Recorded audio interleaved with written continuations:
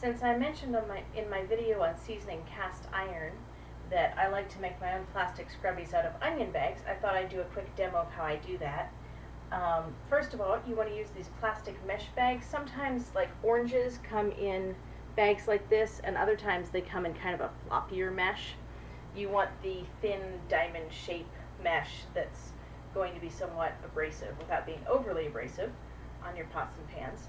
And then you just want to start by cutting off these paper ends or any metallic ends that you might have. And what you want to end up with is kind of a cylinder of mesh that you can open up like this. This one's kind of torn on the one end, but that won't really matter too much. So I'm just, for simplicity, I'm going to kind of stick this over my arm so that I can layer them easier in cylinders.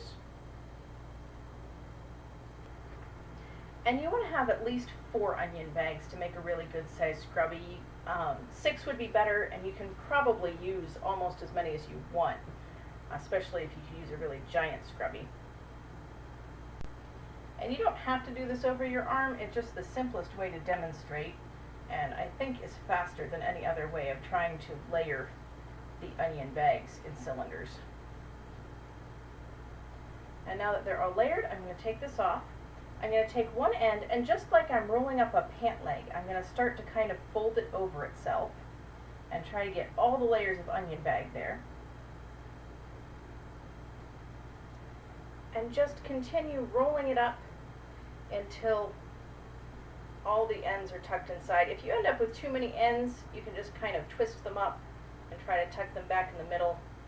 I usually just kind of continue twisting until they seem like they're mostly contained.